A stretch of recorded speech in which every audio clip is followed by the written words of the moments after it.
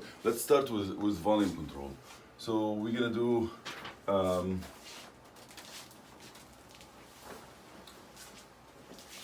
so as usual, we're gonna do set parameters, dependent parameters, and waveform.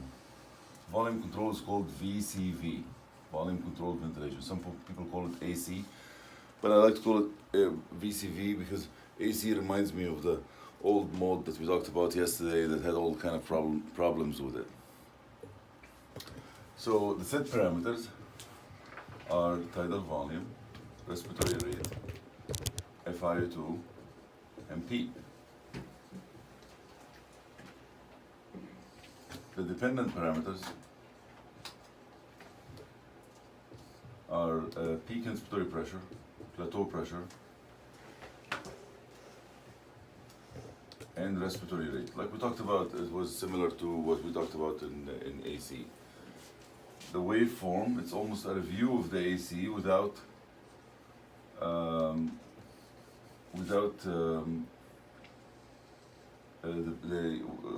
the breath taking. So you have a pressure waveform, looks like a breath like this, and the second breath looks like this, and this breath looks like this, right? This is the controlled breath, and this is the assisted breath. That's why we call it, some people call it assist control, or the new assist control. This is assisted obviously because there's an effort to breathe before it. And the flow waveform is like this.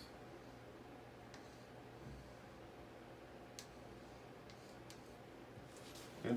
As we talked before, we said the maximum pressure is reached towards the end of the breath because it's a volume delivered breath, so it keeps on giving the volume until the lung is completely full, and then the pressure is max. And the maximum flow is reached in the middle of the breath, and remember that when we compare it to pressure control.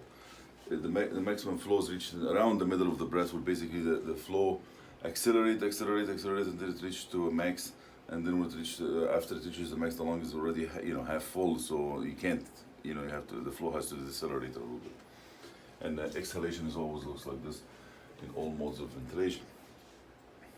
So the respiratory therapist sets two other parameters, but they don't tell us. They don't require an order for it. One of them is called sensitivity, and the other one is called flow. And the sensitivity is how sensitive the vent is to your effort to breathe. So how much negative pressure, for example, you need to produce here for the vent to say, aha, that guy wants to breathe now. So it used to be -2 centimeters of water. So it used to be pressure triggering was -2 centimeters of water, but that caused a huge problem with COPD patients. For COPD patients, when I was young, they used to say COPDers, once intubated, always intubated. So don't intubate the COPD patients. But that was kind of weird. I never understood that 100% because why would that happen? Especially if I'm doing anesthesia residency, huh? So that means, and I asked my attendings, it's like, so that means if I intubate somebody that's coming in for toenail amputation, and I want to extubate him at the end of the surgery in half an hour, I can't? Like, something will change that much inside the patient. He won't be able to breathe on his own when he walked into the hospital? And one of them told me, yes. I said, why? How? She said, because of the cuff of the endotracheal tube is interrupt the ciliary motion, and all of this bullshit that is like, people are trying to make a reason for it, but the reason wasn't that. The reason was bad interaction between the patient and the vent, but nobody knew it at that time. When I was towards my third year, I did my whatever considered a sub-I in ICU or something, but my attending, who was very, very, very smart, he would come and say, we would tell him, we can't extubate the COPD. Every time we wake him up, put him on some breathing, some sort of a pressure support trial, he would become very agitated. So, and this coordinated with the vent, and tachypneic fails. So he says, I don't know why, don't ask me why, but just put him on TPs. The TPs, if you remember from yesterday, this is the corrugated tubing that goes from the wall and then the endotracheal tube is here. So basically the oxygen just keeps flowing by like this, and the patient just sucks in air through the endotracheal tube. So basically taking the patient off the vent. You're taking the patient off the vent. And it works. And we're like, wow, he's a magician. Wow. Abracadabra. He doesn't know, we don't know, and nobody knew. And at the same time, by the way, if you look in the 90s, back in the 90s, there was multiple pieces of, multiple publications showing that T-piece weaning is better than vent weaning. Also, nobody knew why. But when I went to the Brigham, they actually, at that time, you know, it was discovered what's the problem here with COPD. So let's say you're starting at 5 of PEEP, okay? And if your PEEP starting at 5, then the vent is gonna have to trigger at 3, right? Because you're saying -2, so if the patient takes a breath that big like this, it gets a breath. The machine gives it a breath, 500 cc or something. But imagine that you are, if the patient is COPD and have auto PEEP, and the auto PEEP will be like, let's say the auto PEEP is like 12 auto PEEP. So that means the patient has to go from 12 all the way down to 3, like 8 or something, 9, for the machine to understand that this, he wants a breath and he gets a breath like this. But of course, this doesn't happen all the time. It happens every once in a while. You know, the patient can take -12. People can take -12. It's not a big deal, but they can't take it all the time. That means for them they're breathing fast all the time or breathing hard all the time. So you start doing like this, which is non-triggered breath. Non-triggered breath. People just once you start having a couple of non-triggered breaths, the patient feels very uncomfortable because it feels that he's suffocated. So that's why they failed and COPD patients failed on the vent. It wasn't that they're having any issues, physiologic problem with their lungs. It's just the interaction between them and the vent. So at that time, what we used to do, we used to paralyze the patient briefly and measure the auto PEEP and match the auto PEEP. So if you talk to some of the old pulmonologists, they'll tell you, did you match the PEEP? You know, did you match the PEEP? Okay, well, this is old. This doesn't happen anymore. So anyway, so we used to match the PEEP, giving them like PEEP of 12, and that fools the vent to think that we should trigger at 10. So the patient will be comfortable. Now, about 10 years ago, or even more than 10 years ago, they switched, or all the companies found that this is a problem, so they switched to flow triggering. And flow triggering is -2 liters per minute. So now it doesn't depend on the pressure, it depends on the flow. So it doesn't matter where you are on the pressure curve, as long as you can deflect a certain flow in a negative direction, then you're good. And that requires that all the vents now have something called the bias flow, BIAS flow, bias, which means that like 70 cc's a minute, something like that, which is just allow the patient to do like this, and that, you know, the vent recognize it. So that makes it much easier, made actually COPDers easy to intubate and extubate, no big deal here. But the -2 liters per minute can be too much for some people, which is patients are very, very weak, and for that reason we have to drop it to -1. And these patients are Guillain-Barré syndrome, polio, all of those people, right? Critical care myopathy. You're not going to extubate them, obviously, but they probably need to be trached, and to be comfortable and awake, you have to decrease the triggering to -1. It can also be too little for patients with hiccups. Patients with intractable hiccups, for example, can get like 80 breaths per minute and then seize. So we don't want to do that, so we can go up to -10 or -20. It can, and a lot of other things can trigger the vent. Water condensation. You know, if you're using water for condensation, we used to use a lot of water before. If it puddles in the lower part of the tube, can actually move a little bit and trigger the vent. Sometimes abdominal movement. We had a patient who was pronounced brain dead, right? So brain dead is not breathing. And then like organ bank is coming, trying to take his organs, all of these things, and then the nurse told me, he's breathing at 50. He breathed. It's a resurrection. Anyway, So we go in the room, and I was puzzled. What's going on? I was like scared because I could see my career is disappearing in front of us. The Boston Globe is gonna put out there a miracle in the South. Anyway, so we look and we find that that's exactly his heart rate.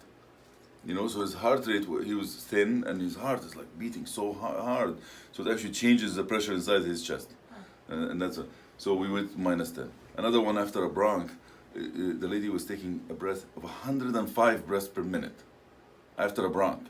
So we didn't know what to do, so I said, "Give me the paralytic." So I got the paralytic. Still 105, still breathing at 105. So it's not her. Something else is happening. So it could be that something is like a ball valve type thing, or some secretion at the endotracheal tube level or something. We didn't know what it is. So all what we did, we just kept on increasing the flow triggering until, and it still didn't stop until we stopped it completely. Like we turned it off. This capability, we don't have it in these vents, by the way, but at that time we used to have the capability to actually cancel it completely. And if you cancel the flow triggering, what would this mode become? Pressure control? No, well, it's still volume. You weren't there yesterday, but it will be CMV, controlled minute ventilation, which is the first mode of ventilation that doesn't recognize the patient at all, right? So that's what we did for a day, and then we extubated the patient the next day. The flow is basically how fast the breath is being given. So it's 40 to 100 liters per minute. And that's how it looks. So basically, it doesn't change the tidal volume, but it changes how fast the breath is being delivered. So for example, if I want to deliver 500 tidal volume, they always start at 40, by the way, and then they titrate their way up. At 40, it looks like this. So 500 tidal volume at 40 liters per minute. Okay? If I want to do at 60 liters per minute, it will look like this. It will be delivered, the breath is shorter, the peak airway pressure is higher, and the majority of the breath is delivered earlier now. 80, it looks like this. 100 looks like this. Right, so you see the difference. Right, so based on what? What is the reason the respiratory therapists play with this and start at 40 and then keep going up? Why they do that?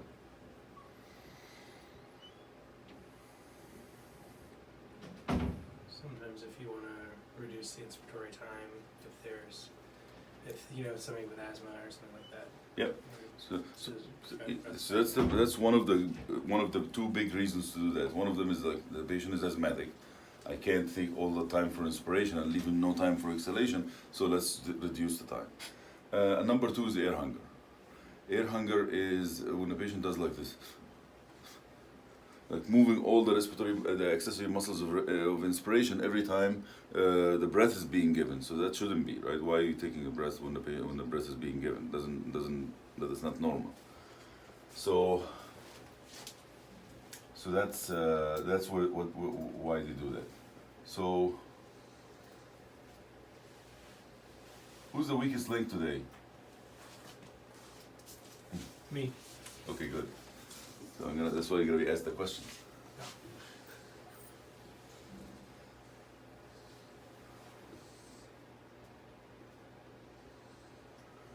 This is all flow waveforms.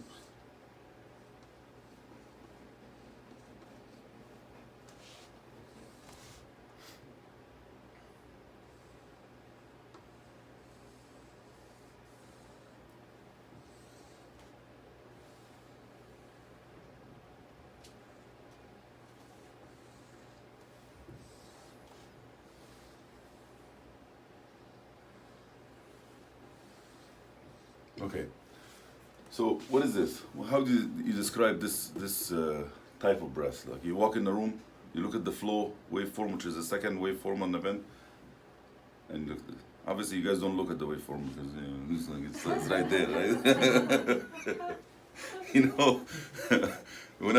when I was a resident, there was no waveform. It was scary, professor. That's why we used to disconnect people all the time. Now we don't have to disconnect people all the time. And we were the respiratory therapists at night. There was no respiratory therapist. And that's at Bellevue Hospital, big hospital in New York. So anyway, and there was no, so you have to look at the patient. There's no like feedback from the patient. You really have to like really listen to the patient and stuff like that. You give the vent, they're just like, and look, the vent looks like a piece of furniture, like huge like this. It's like, okay, let's take it off and just let's ventilate the patient. I don't know what's going on. But towards the third year of my residency, they actually bought one screen. One screen. So we find the sickest patient in the unit and put it on. And then when the patient gets better, we took the screen, put it on another patient. And they'll be like, whoa, we see inside the lung. Anyway, so it's very valuable. That's just the gist of the story. I had an imposter intensivist, a trauma surgeon who used to, think that he's an intensivist. So he would come to the room and, this is the vent behind. He's like, so what's the setup? It's like you can't. If you're an intensivist, your hands, you can't control your hands. It's like doing like this on the vent. But anyway, what's happening here with the waveform? It's a control. Yes, that's the C. That's control. There's nothing happening behind it, and it just appeared like this. Okay, how about this one? Assist. Beautiful. And how about these two or three? It's non-triggered. Non-trigger breath. So either the patient is too weak, like Guillain-Barré syndrome, or he is COPD here, and we rented an vent. Sometimes we rent old vents because we don't have an old vent is pressure control. So when the or pressure triggering. So when the old vent comes in, if you see it going towards the COPD room, you tackle it. No, just push it to the ARDS room. It's better. Yeah. Okay. How about this one? Final beat. No. So this one is called. These three are called double triggering. This is called early double triggering, and these two are called late double triggering. The early double triggering, when the triggering happen, when the breath goes up like this, and then the patient is happy as long as the flow is going up, and then suddenly when the flow turns down a little bit, the patient doesn't like it. They say, no, I want more flow. So he does like this. That's the air hunger. So the early double triggering indicate air hunger, and the only treatment for it is to give the patient more flow to satisfy his air hunger. Right? So that's the air hunger we're talking about. You give 100 liters per minute. If you keep increasing until you reach to 100 liters per minute, and the patient is still air hungry, the only thing you can do is switch to pressure control because it gives you unlimited flow. Right? The late double triggering, these two are the same. But this one, the breath is a little bit shorter than this one. So basically, that means this doesn't happen a lot in volume control. It happens mainly in pressure control, and that means that the eye time is too long, and the patient is too awake for it.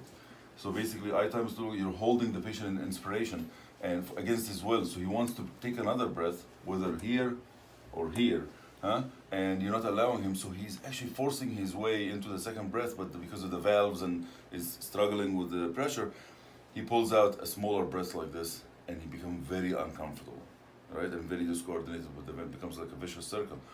And the vent actually counts these two as one. So if you count the vent pressure rate, it's gonna be one, that's one. So obviously, what you need to do is that you see if you need the eye time, for oxygenation or something, paralyze the patient.